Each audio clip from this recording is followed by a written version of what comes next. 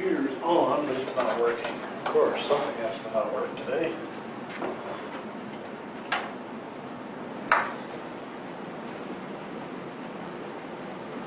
Alright, can you guys see my computer there?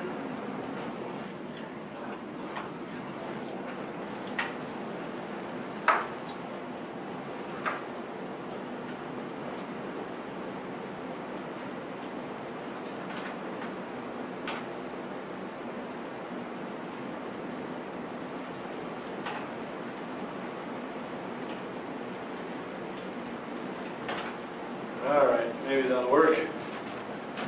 You can always hope. Alright, today is the beginning of the end. I think we have 2 weeks before finals week. Let's take a look at our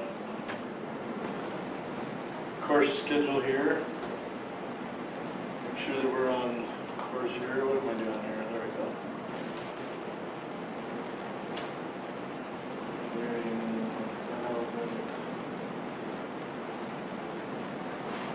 Okay.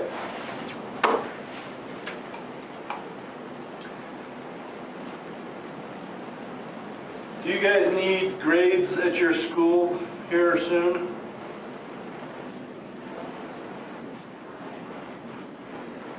Okay. I will get those out.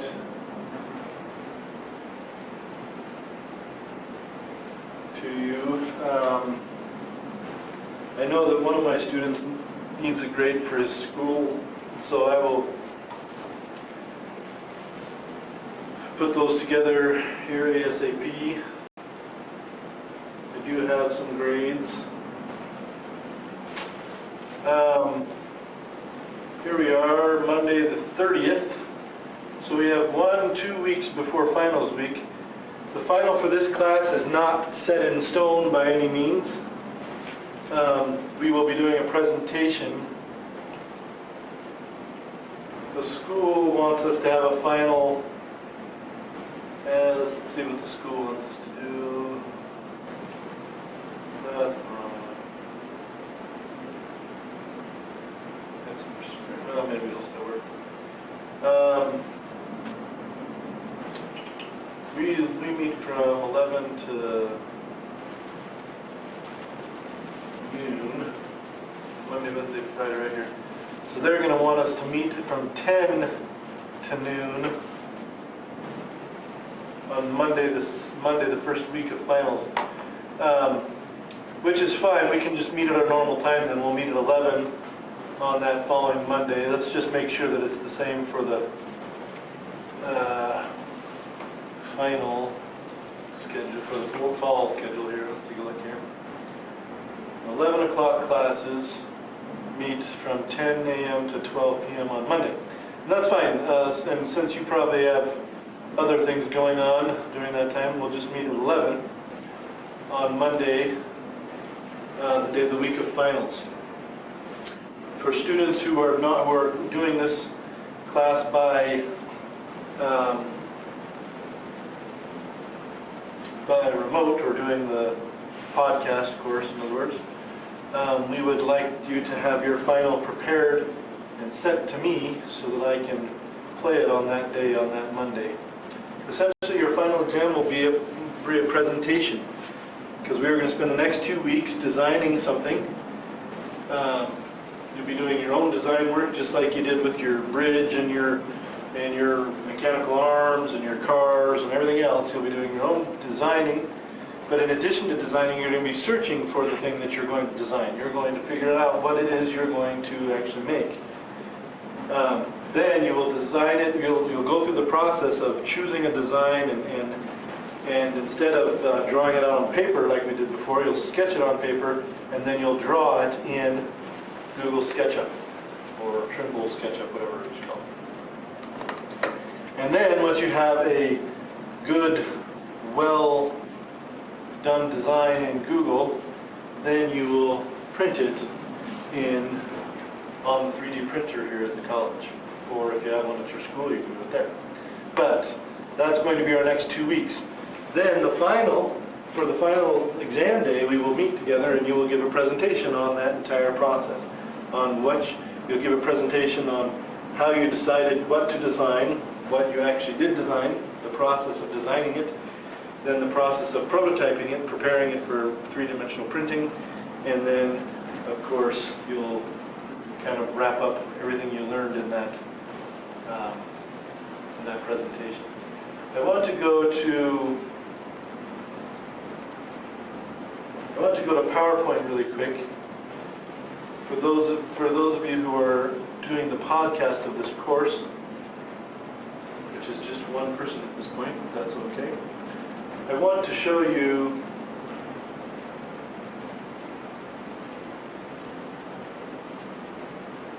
something that you can do with PowerPoint. Let's just open a blank presentation. That I think I showed you once before, but I can't remember if I did or not. But that is the ability to record your presentation with your voice on it so that we can see your presentation. And you come in here and you're designing your presentation, you're putting in whatever you're putting in, let's just put in some nonsense. And then we go up here to slideshow, I believe it is. And you have the option to record slideshow right here. So if I go up to record slideshow, I go ahead and start recording from beginning, and it's gonna select you're gonna select what you want to record, and I want to record slides and animation timing. So it'll whenever you go to the next slide, it will record how long you stayed on that slide. But also I'm going to record narrations, ink, and laser pointer. So anything that I put on the slide, anything that I point to on the slide, will also be recorded. Anything that I say will be recorded. So the computer is recording my voice. I don't think the computer that I'm on has the ability to record my voice because I don't think it has a microphone anywhere. But we'll just go ahead and do it anyway and see how it goes. We'll start this recording. And it has started recording. You can see the little thing up here on the left corner. It's got 6 seconds, 7 seconds of recording now. You've got a pause button, and you've got a next button. The next button, of course, is going to take you to the next slide, which in this case is the end, and we'll finish the recording. That recording is now over. And then you can save this whole thing. If you go back here and you save, let's save it to, goodness, it's getting hot in this room. Oops. Charge it. Let's see, I want to go to like the desktop. There we go. So if I save this as, whatever, it should open it up, and let's check to make sure it does. It should open up as a recorded presentation, and sure enough it does. Right down here it has this little recording thing.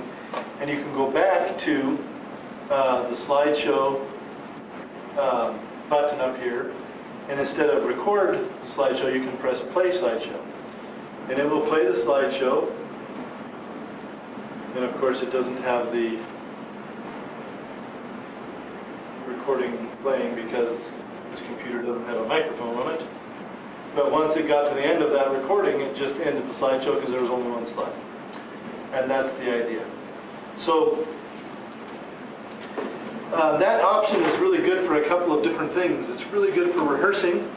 You can go through your presentation and then you can go back through the presentation and you can listen to it yourself. And, think about what you would say differently, think about different words you would use, think about pause times. Maybe you're speaking too much too quickly, maybe you're not speaking enough and you've got a lot of uhs in your presentation, which happens to everybody. And it's a good thing to review. It can also give you a good idea how long your presentation is. A presentation for an engineering project should last, for this situation, probably 10 minutes, 15 minutes at the most. So you don't want to go too long, but you also don't want to be done in 3 minutes. You want to go at least a good 8 minutes, maybe 9, and maybe drag it on a little bit longer if you have more to say. But that is a feature that I definitely think you should take advantage of for practicing. And then for those of you who will not be in class on that Monday, which is Monday the, whatever it is, let's take a look. It'll be Monday the 14th will be our final exam date at 11 o'clock. If you're not here on that Monday, and you just send that presentation in, and I will play it for the class, and then you can go ahead and watch the video, because everybody will be required to give feedback on presentations for that day. I will email out the feedback forms for you to fill out. That will be part of your exam score. Generally, I do about a third of your exam is your participation in the presentation. If you show up, you get like 30 some odd points. A third of it is your participation in reviewing other people's, but also your quality of your review. So you'll be doing these review sheets, and you'll fill them out, and the quality of your review of the other students will be judged by me. And then a third of it will be on your own presentation. You'll have about 30 to 35 points for each of those categories for your grade for the final exam. If we go back to this, to our syllabus, you can see that your final exam, which is going to fall in under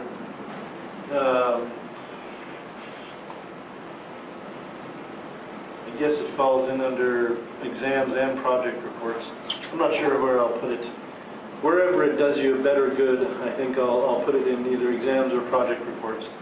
If it gives you a better grade to put it under exams, I'll put it under exams. If not, I'll put it under project reports. But anyway, it's worth 25 to 30% of the grade, and it goes towards those. So it really behooves you to work hard on it and do a good job. Let's see, what else do I have to talk about for the last couple weeks of the class? Oh yeah, let's talk about what we're actually going to start doing today. So, the final project, which I've explained to you kind of what you'll be doing, but not how you'll be doing it, is going to be kind of student choice, but it needs to be something that fulfills a need. Something that we haven't talked about a great deal in this class is defining a need out there in the world, in society, in technology, in the world. And engineers are often tasked with doing this, looking at something that's a problem out there, figuring out what needs to be done about that problem and how to fill that need. And then going off and developing something or changing something or improving something or inventing something or whatever they do. And that is what you're going to do at this point of the class. We have 2 weeks, and we're going to put together a little bit of a schedule. So, this being Monday, we'll start with something that'll be due Wednesday. We're going to have to open up a different version of this. We'll open up the Word version of our syllabus. Yes, can you not see my computer? Oh, let's try that again. Can you see my computer now? That's better. All right. Sorry. You probably were really confused when I was talking about where to go in PowerPoint. Let's go back to PowerPoint and make sure we get that right. That's Windows Media Player. I don't want that. All right, let's go back to PowerPoint really quick and make sure that we all understand how to record a PowerPoint presentation again really quick. Where'd it go? Where's PowerPoint? Just use the dumb thing. Microsoft Office. PowerPoint.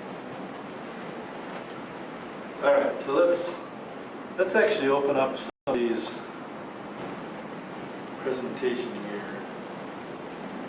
This is from a couple of years ago. We can open this one. So here is a PowerPoint presentation by a student of mine. And down here in this lower right-hand corner, you can see there's a little speaker.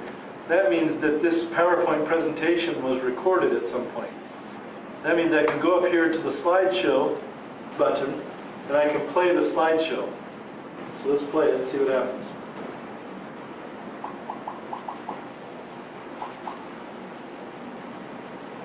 Well, apparently it didn't record any voice, or the computer's...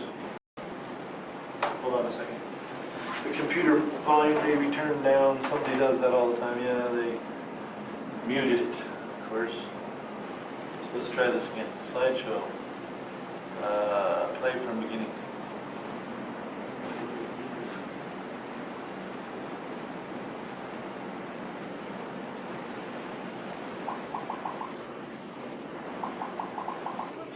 Overview of what I'm about to tell you.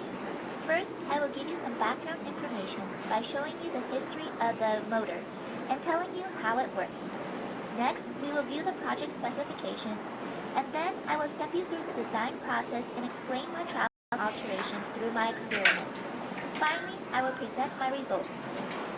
Electric motors are everywhere. Almost every mechanical movement is seen. So you can kind of see how this records not only your voice, but also the timing of the slides. And you can also get it to, you can also turn your mouse into a laser pointer, essentially, and it will record things that you point at. Let's see if I can remember how to do that really quick.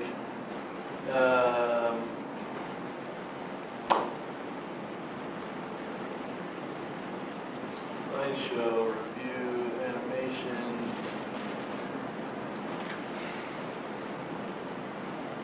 I can't remember how to do that. It's been a long time since I've used my pointer as a laser pointer. Let's see. Nope.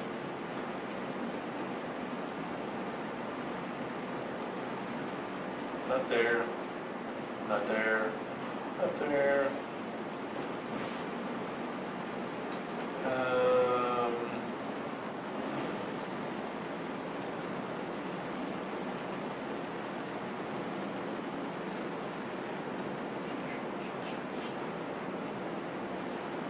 But anyway, you can do it if you want to do that. You can go ahead and Google it or something. You'll figure it out. But it's not that hard to record your presentation. That's the most important thing.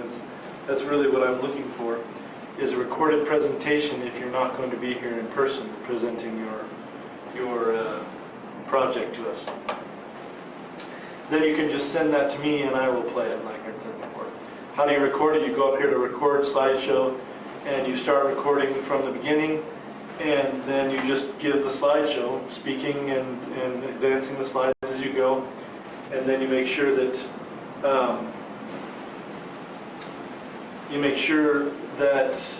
you listen to it when you're done to make sure, save it when you're done, listen to it when you're done to make sure that it's saved and you've done it properly. It's also a great rehearsal tool.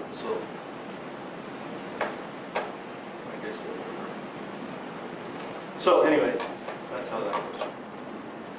So now back to where we were for the syllabus. Let's go down to the end of the syllabus here and let's put together a schedule for this final project. We're here on the 30th, and here we're going to do, we don't have our project description.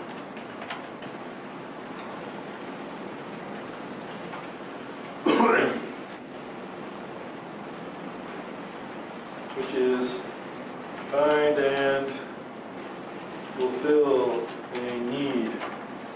That's what you're going to be doing today and for the next couple of days. But you can't just go out there and figure out something that you're going to do as an engineer and just do it. It has to actually be approved by somebody when you're an engineer. Sometimes that means a manager, or sometimes that means the president of the company, or sometimes that means the person you're working for, a client maybe who's hired you, or maybe it means your marketing department or whatever. Somebody has got to give the okay to spend the money and the time and everything else to do this project. So by Wednesday, you should have your need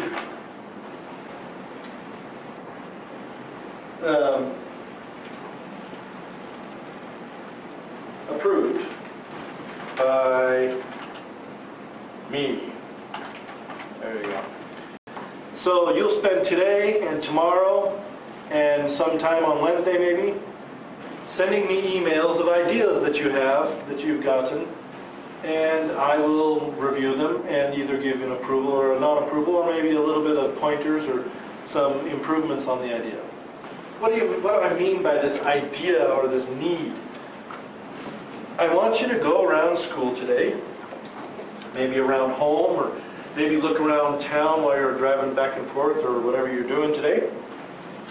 And I want you to look around you, and I want you to think of something that needs to be improved, that needs to be fixed, that needs to be that needs to be solved, something that needs to be done, something that an engineer would do. What might that be? Well, I once heard of an engineering student who was looking for a project, who went down to a old folks home, or heard about somebody in an old folks home, who was trying to sweep her floor from her, I can't remember, I think she actually had a little, one of those little walkers. And she wanted to sweep her own floor, but she couldn't do it because she had to have one hand on the walker. So he was able to invent or design a sweeper that would connect on the front of her walker, and all she had to do was push the walker around her apartment and it would sweep for her. It swept it right into a little dustpan, and all she would have to do was connect it onto the front, walk around her apartment a few times, and then pick up the dustpan, throw it away, and disconnect the contraption. She was done. It's a great kind of little project. That's a fairly complex project, and I wouldn't expect you to go any more complicated than that.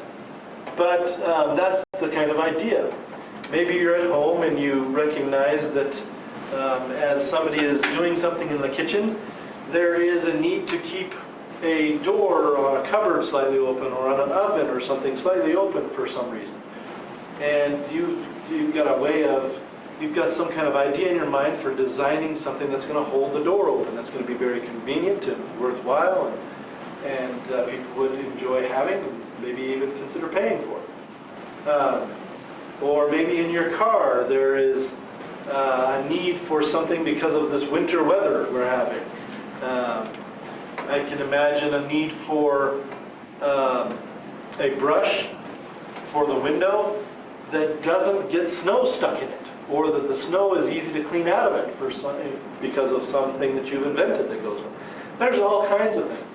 You look around and you look at the things that you do every day, and particularly look for things that are a little bit inconvenient or a little bit annoying maybe, and figure out ways to get rid of those annoyances. Snow on the boots. How do you get rid of that? Tracking snow into the house, snow blowing in, when you roll down your window on the car as it falls in on the driver's side door or a driver's side seat or whatever. Anything like that. It's there are lots of options to think about for this kind of a project, and I want you to go out and find some. Not just one. I want you to find several. And I want you to kind of weed through them, find maybe 10 of them, or 7, or 6. Weed through them, and find the best 3 that you think would make the best engineering projects. Don't think huge. We need to think kind of small, because my 3D printer is not that big. I can print at biggest. I think my printer can handle 8 inches by 6 inches by maybe 10 inches or something like this. So we're not talking about a huge thing. Unless you want to print many, many parts and put them together, but then again that becomes very complicated. But what we're looking for is something that you can design and that you can prototype on a 3-dimensional printer in plastic, and you can test out using this prototype that you've printed out. We need to have this approval by Wednesday so that you can start designing, because on Friday you should start the process that we've been dealing with, that we've been working with for a long time, and you should have at least 3 separate solutions sketched out by hand on paper.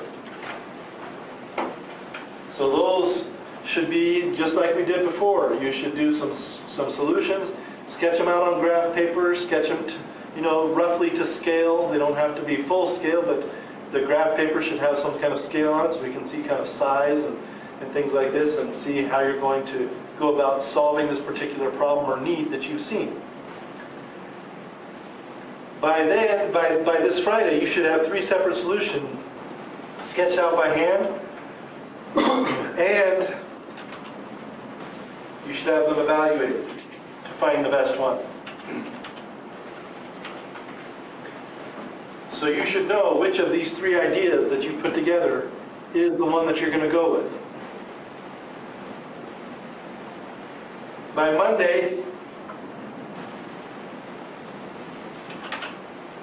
you should have a 3D drawing. We'll call it a preliminary 3D drawing.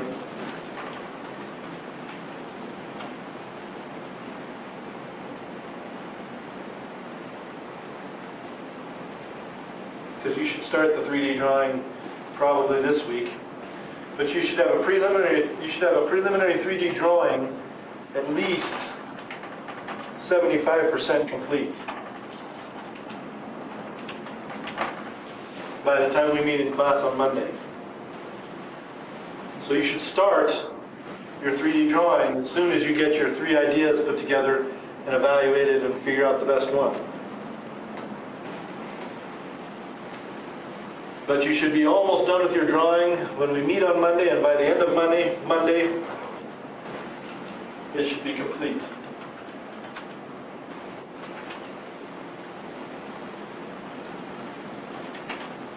So, complete by Tuesday at the latest. Because on Wednesday, we're going to take your drawing, we're going to convert it to a toolpath file for printing. And then I will spend the day, at the end of the day Wednesday and all day Thursday, probably, and maybe part of Friday, printing off your prototypes. And I will try to print those as quickly as possible and mail them to you as quickly as possible. And if you guys are available, you can of course come out here and print them yourselves and watch that process. On Friday, I'm available all afternoon. I can be here into the evening if you wanted to come out on Friday and print your own projects. But regardless of whether or not you come out here, I will spend as much time as I need to get those printed off before the weekend, get those mailed off to you, or sent to you in some way as quickly as possible so that you can have them. Because on Friday, hopefully, you can test prototypes all weekend. On Monday, we'll give our presentations. Now, if we don't get the prototypes to you quite in time, of course, you won't be required to give a presentation on the testing of them. But we will try to do that as quickly. We will try to get that out to you as quickly as possible. So, this is the outline of our final project. This is the first time I've given this class so much freedom in the final project. And so I'm hoping that will go well. Each one of these days, you're going to have something that is due to me. On Wednesday, I will need an approval. You'll need to have emailed me at least a couple of times with ideas, and then I will have to have approved at least 3 ideas for you. By this Friday, you should have these sketches sent to me and the evaluations sent to me. By next Monday, I want you to email me your 75% completed 3-dimensional drawing of your idea. I would not put that off till Monday morning or even Sunday night, because designing a house is one thing, designing some other thing, some other part or some widget or whatever it is you're designing is going to be something completely different. And I do want you to design at least one thing from your prototype, one thing from your idea needs to be something that we can print on the 3D printer. I don't want you to go out and just find a bunch of parts and put it together. I want you to find a use. I want you to find a use for this 3D printer in your design. Maybe it's designing something to hold a blade for something, or maybe it's maybe you're designing the case that everything is going to be connected to, or some kind of connector for a bolt to bolts something to something else, whatever it is, but something needs to be designed in the in Google SketchUp. So then that will be due, of course, Monday, and then on Wednesday you'll have to have a converted drawing converted into a tool path, which I will explain to you that day, how we're going to do that on that day. And that's actually going to require another program to download. It's a free program. It is called, let's go look that up really quick before we forget to do that. The printer that I have is made by the company MakerBot, which is one of the big 3D printer companies out there for small printers. And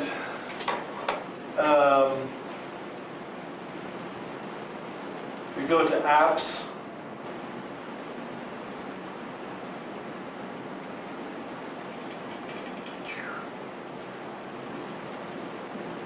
It looks like it's called MakerBot Desktop, maybe.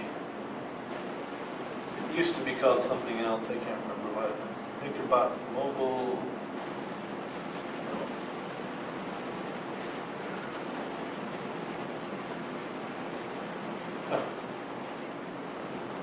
They have one for an iPad now. Okay, so I think it's going to be. I think they're calling it MakerBot Desktop now. So if we go to MakerBot Desktop and download it, then you should be good to go.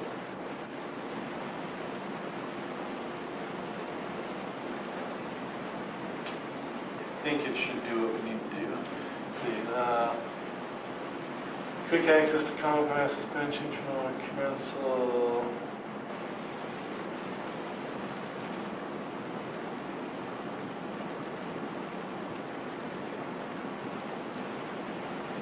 No, it's, oh yeah, here we go. Yeah, Makerware. It used to be called, I guess it used to be called Makerware or something like that. But anyway, it's this thing that, yeah. So, yeah, that's the thing. It's on makerbot.com/desktop. And it's just called MakerBot Desktop now, I guess. I should download this newest one and figure out how to do it. Figure out how to use it.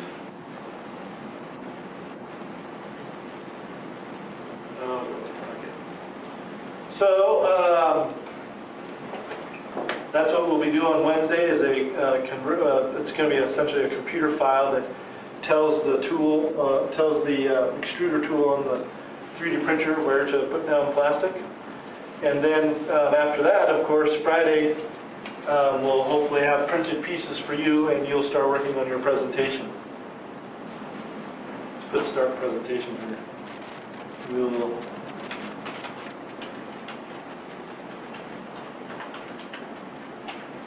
see how that goes. Okay, so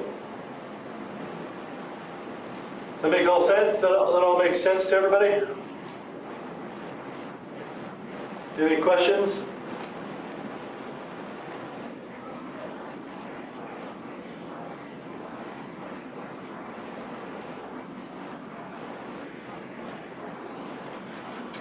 No, 3 separate solutions. So let's say that you've got this problem with, you want to get snow off your shoes before you get into the car, for example, right? You want to come up with 3 different possibilities for getting the snow off the shoes. Maybe you have maybe you create a turning brush wheel on underneath the car door or something, so when you get into the car, you put your feet on this brush wheel and it brushes all the snow off before you get in. Or maybe you put and then that's one solution, and you draw up a sketch for that solution. Then another solution maybe is just a bar that you install into the car that you just knock your boots off on, or something like that. Or maybe it's on the car door, something. Or, 3 separate solutions are 3 different ideas for taking care of the same problem. That make sense?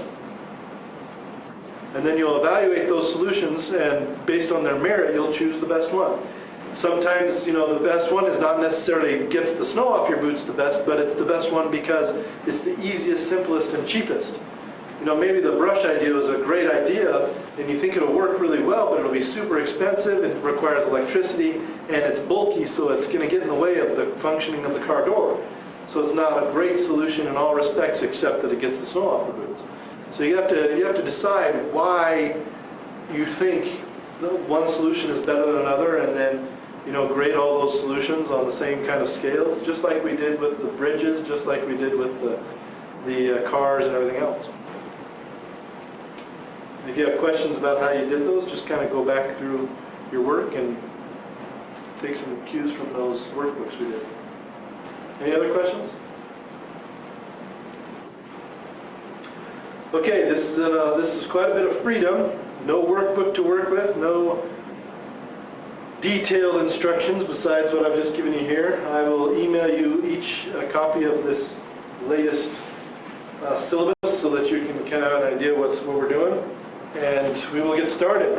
If there are no more questions, we can end this lecture for today, and we'll see you guys on Wednesday. Make sure that you're sending me ideas before Wednesday. See you later.